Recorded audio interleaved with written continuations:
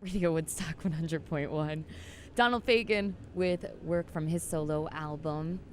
It's Asia. We're here at Mountain Jam 9 live on the mountaintop. And to my right, I have Jimmy Buff and I have Dispatch with us. How's it going, guys? Hello, hello. It's going great. Hello. Chad, Pete, and Brad.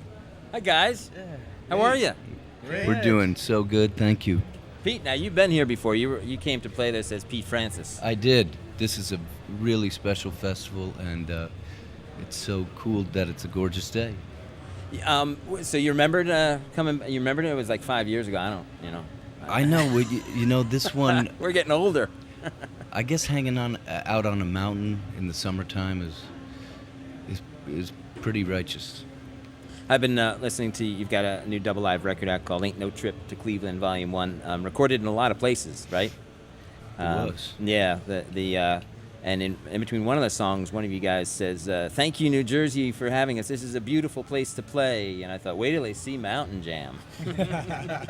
So, what do you two guys think of the mountain? Chad, Brad? It's a good vibe, man. The second we got here, you could just tell. We've heard a ton about this festival over the years. Yeah. And had just great friends who come to it like it's a religious, experience. So we're just psyched to be here. It's pretty surreal, too, getting off the bus, not really knowing where you're headed. You know what I mean? Like, I know Mountain Jam. I know that we're going to have a really good time. But, like, to wake up and roll out and see the mountains and know that we're, like, literally there's a ski chair heading up the mountain, I think we're in the right spot. You guys, we've heard a lot about you two over the years. I love you two. They're phenomenal. Octane, Yeah, but, baby, gotta but be the best. they've never played a free concert in Boston that drew 130,000 people and 10,000 was expected. Is that's the internet's legend now? Is that actually what happened? Legendary. Legendary. Absolutely. That's what happened. Storrow Drive was closed. People were in the trees. People were in In Swim in the Charles river. River. Charles River. They were on an island. So you were expecting it was sort of like a farewell. You guys were going on hiatus at the time, and you were expecting, a few thousand, right? Yeah, we bet on how many people would come. Chad thought 5 people, Pete thought 20 people, and I thought 30. So I won in theory, even though we were off by a couple commas. Well, winning's important. We had about 2 cops on detail. Yeah, they were like, "What in the world is going on?" By the end of the night, it looked scary, but thankfully our fans were so peaceful. But we had the riot squad, we had the Marine Division, all the state patrol were there. I mean, they'd closed the highway. It was epic. We're talking with Dispatch, and they're going to be the second to last band to play here at Mountain Jam. They go on just before Phil Lesh and Friends. And you guys, you're sort of considered a Boston band, but you're Vermonters, right? Is that correct? You guys met? We are Vermonters. Uh-huh. We met at Middlebury College, and The legendary. legendary, and Legendary. that's where our roots are, and we kind of, from there we started playing gigs all over the school, and then we would go to other schools to play gigs, and then it built from there. We got paid in pizza.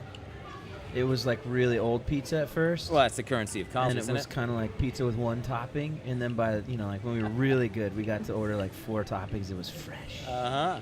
Well, you got to be really good, and you got to be really good in sort of an unorthodox way. Nowadays, a lot of people are using things like Kickstarter to fund themselves and to get in touch with their fans. And there's Facebook and Twitter and stuff. There was none of that social media when you guys were sort of making the. How did you get to be so big without getting into the machine?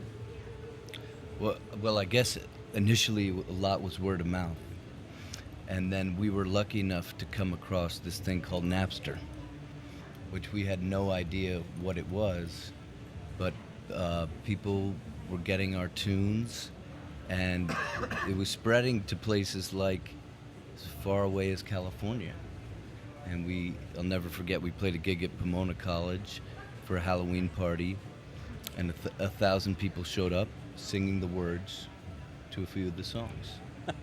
And we played Boston the night before, where we played religiously for 5 years, and it was pretty much the same size crowd and the same craziness singing the lyrics. And we looked at each other, we're like, "Are we getting punked here? Like, what is this?" And afterwards, like, "You haven't heard Napster?" We're like, oh yeah, totally. What the hell is Napster? The funny thing is that the young end of the internet users now don't know what Napster is again. Yeah. Right? Yeah, right. It's all Instagram and Twitter and Facebook and things like that. I think regardless though, like a band 30 years ago and a band now, like the secret sauce is just play. Just play and play and play and play, and eventually you'll be set apart. So that you guys went your separate ways for a while, and then you did some reunion shows, like one here for in like 2007, then one here in 2008. You sold out, I think, 3 nights at Madison Square Garden, right, a few years back. Mm-hmm. What prompted you to get back into the studio and then to put out the live record? We were all really getting into gardening, and we just thought, I mean, it was either the Denver Botanical Gardens, the Boston Garden, or Madison Square Garden, and Chad's very, squarish, so we decided to do it there. It wasn't because you're big Knicks fans or Rangers fans? Well, Chad committed the whole band last night to being Boston sports fans, so That's Pete wise and I for were the kind next of couple close-lipped. weeks. Yeah. I saw the circus at the Garden and that dog show, so why not? Why not? Hey, if it's good enough for a golden retriever, right? Yeah. Absolutely. The new record is terrific. The liner notes don't say the places that you played. How many cities are the live performances called from? Do you know off the top of your head, or? Probably 12 or 13 cities from 2011, and then maybe 15 cities from 2012. So the best of kind of indoor and outdoor venues from those 2 tours. Now, your set list, I'm sure you listened to the same song from 4 or 5 different shows, right? What made one song... Or 20. Or 20. What made one version, the version of, for instance, The General that's on the record, better than the others? Is it the crowd energy? What? I'd say usually it's the crowd. Yeah. I mean, as long as we didn't have a huge mistake, then we would just go with whatever vibe was kind of just like the most all-in. And every now and then some cool guests, like that we'd even forget about. So going back and listening and be like, oh yeah, our buddy so-and-so sat in, or we took a left turn and did the song a different way. Yeah, you could find kind of those special moments. We're talking with Dispatch, and again, they're going to be playing 5:15, I think, is your set tonight? Three. Oh, see, we better hurry up and get you to the stage. I know, and I want to see the London Souls. Those guys look like they're killing it. It looks Oh, like, yeah, you're watching the video monitor there. We Yeah. love those guys, but it looks like they're playing as a duo. Which Really? I think they don't show. You want to hear a little? Gosh, Yeah. they look freaking legit.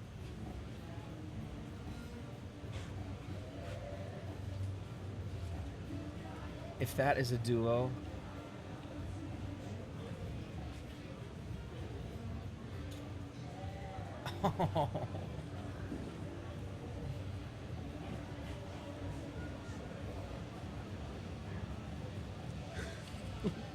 is it two of them?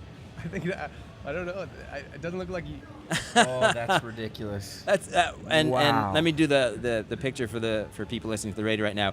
All of you guys were just completely enthralled by what you were watching and hearing. That's awesome to see musicians digging other musicians like that. Oh, dude. Yeah. Trios, and if that's a duo, that is some of the heaviest. Wow. All right. Well, Bravo. we're expecting. You are a trio, so you're gonna have to one up the duo when yeah. you take the stage a little bit, Right. right? All right. We're gonna actually leave folks with the version of The General that is on the new live record, "Ain't No Trip to Cleveland" Volume 1. By the way, does that imply a Volume 2 at some point? Exactly. All right. See, I've been at this a little bit. Been doing my homework.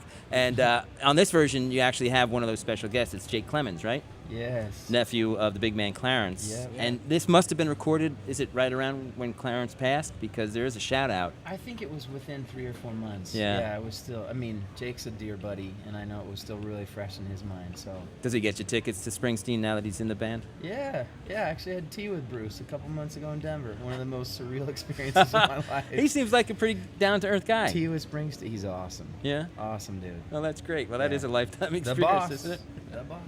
You know why he's called the boss? Because in the early days of the band, he was the guy who signed the checks. That's it. He was the boss. So.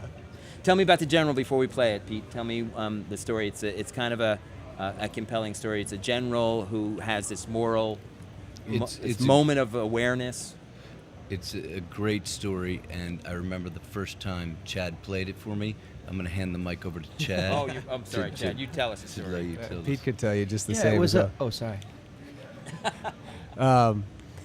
It's just a story about a general coming to terms and having kind of these dreams of the the enemy and what they were like as children and their parents, and this idea that it's kind of like why are we fighting, what is so what dilemma could be so great that we would kill each other for. And so he kind of says, he's been kind of a career military man, so he understands the duty.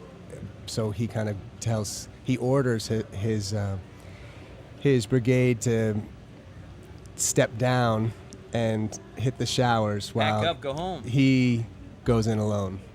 It's amazing. And it's one of your fan favorites. In fact, the audience participation on this is pretty amazing. And I guess we'll get that this afternoon. Dispatch, thanks for coming by and thanks for playing Mountain Jam. Thanks for having us. Thanks, Thank man. you. Thank you.